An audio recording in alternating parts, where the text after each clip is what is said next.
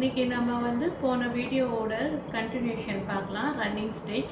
இன்றைக்கி நான் உங்களுக்கு வந்து இந்த மெரூன் துணி எடுத்துருக்கிறேன். போன தடவை வேறு ஒரு கலர் எடுத்திருந்தேன். இதில் தான் உங்களுக்கு வந்து நல்லா தெரியும். இப்போ நான் இது வந்து ஒயிட் கலர் த்ரெட்டில் உங்களுக்கு ஸ்டிச் பண்ணி கொடுத்துருக்கேன். ஆனால் நீங்கள் வந்து கண்டிப்பாக வந்து இதே மெரூன் கலர் துணி தான் நீங்கள் த்ரெட்டு தான் எடுக்கணும். யூஸ்வலி இதெல்லாம் நெக் பேட்டர்ன்ஸு. இதில் பெரும்பாலும் இதில் இந்த மாதிரி தான் நெக் பேட்டர்ன்ஸ் வரும். ஒரு ரவுண்ட் நெக், இல்லை இது வந்து வெத்தலை கழுத்துன்னு கூட சொல்லுவாங்க. அப்புறம் வி நெக்கு, அப்புறம் வந்து உங்களுக்கு இது வந்து பா நெக்குன்னுவாங்க. பெரும்பாலும் இந்த நெக்குள்ளே தான் உங்களுக்கு நிறைய இது வந்து டிசைன்ஸ் வரும். அதுக்கு மேலே நீங்கள் வந்து ஸ்டிச்சிங் பண்ணுறதுக்கு நல்லா தைக்க பழகிறதுக்கு இந்த மாதிரி டிசைன் எல்லாம் போட்டு தைக்கலாம். நீங்கள் இது தைக்க உங்களுக்கு வந்து இன்னும் நல்ல ப்ரொஃபிஷியன்சி வரும். இன்னும் தைக்கிறது ஈஸி. இன்றைக்கி நம்ம வந்து இந்த மாதிரி நெக் டிசைன்ஸ்லாம் எப்படி தைக்கலாம், ரன்னிங் ஸ்டிச் வச்சு எப்படி தைக்கலாம்ன்றது பார்ப்போம்.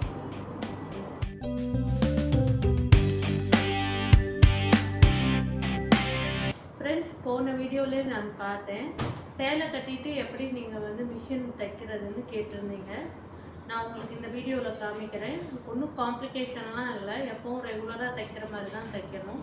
இப்போ இது பாருங்கள், இதுதான் உங்கள் ஃபுட் பெடலு. இதில் நீங்கள் ஒன்றும் இல்லை, லேசாக காலை வச்சு ஒரு ஃபுட்டை வச்சு லேசாக ப்ரெஷர் கொடுத்தீங்கனாலே மிஷின் ஓட ஆரம்பிக்கும். நான் தைக்க காமிக்கிறேன். இது நான் பக்கத்தில் உட்காந்து தைக்கணும். உங்களுக்காக நான் வந்து கொஞ்சம் தள்ளி போட்டு தைக்கிறேன்.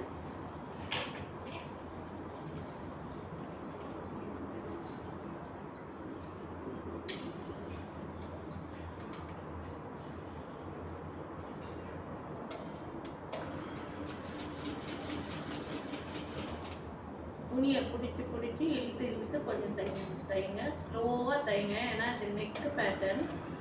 நெக் எப்போவுமே ஸ்லோவாக தான் தைக்கணும். ஓடவே கூடாது மிஷினு.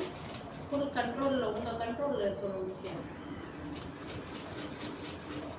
லேசாக ப்ரெஷர் கொடுக்கணும்.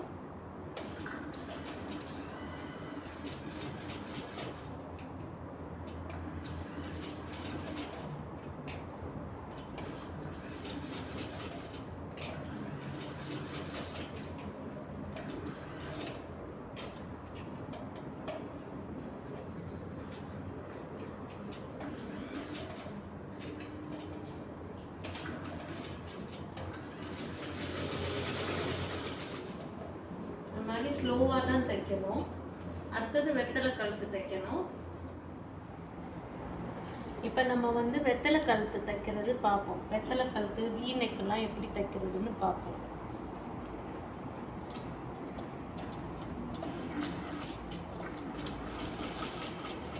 நான் திருப்பியும் சொல்கிறேன், கழுத்து தைக்கும் போது ஸ்லோவாக தான் தைக்கணும். நீங்கள்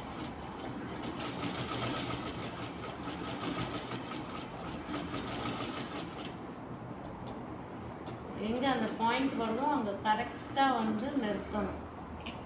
நிறுத்திட்டு இனிமேல் நீங்கள் என்ன பண்ணணும், பின்னாடி லிஃப்டை தூக்கிட்டு துணியை திருப்புங்க. ஆனால் ஊசி மட்டும் மேலே எடுத்துடாதீங்க. துணியை திருப்பி லிஃப்டை கீழே கொண்டுட்டு வந்து இப்போ தைக்க ஆரம்பிங்க.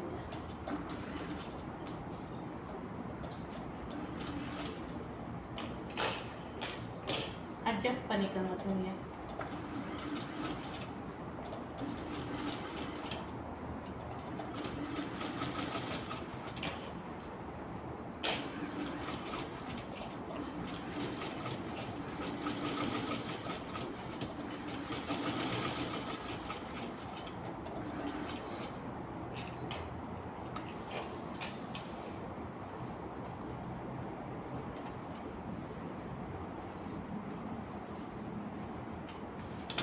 பாருங்க எப்படி அந்த கர்வில் வந்துட்டு அதே மாதிரி வந்திருக்கு. இதே மாதிரி தான் வீ நெக்கும் தைக்கணும். வீ நெக் இங்கேருந்து கொண்டுட்டு வந்து இங்கே நிறுத்துங்க, அப்புறம் துணியை திருப்புங்க, அப்புறம் இப்படியே கொண்டுட்டு வாங்க. நான் உங்களுக்கு இது ஃபுல் பேட்டர்னும் முடிச்சுட்டு உங்களுக்கு வீடியோ போடுறேன். நீங்கள் வந்து அடுத்தது வந்து ப்ராக்டிஸ் பண்ணுறதுக்கு இந்த மாதிரி நீங்கள் இந்த டிசைன் கூட நீங்கள் ட்ரை பண்ணலாம்.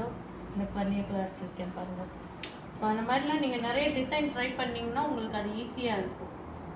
ஒரு இது உங்களுக்கு இப்போ பண்ணி காமிக்கிறேன். அடுத்த இது நீங்களே பண்ணிடுங்க. ஆனால் நிறைய டிசைன் நீங்கள் ட்ரை பண்ணுங்கள்.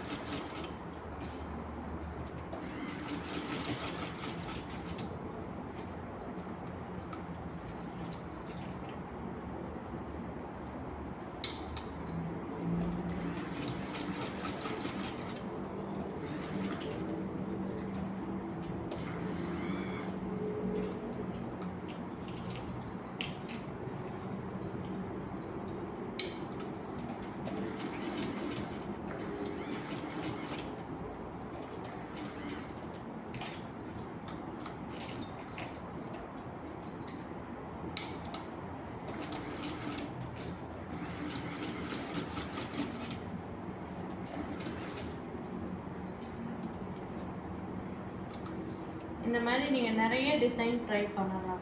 நான் ஃபுல்லாக முடிச்சுட்டு உங்களுக்கு காமிக்கிறேன். ஃப்ரெண்ட்ஸ், இதுதான் இப்போ கம்ப்ளீட்டட்.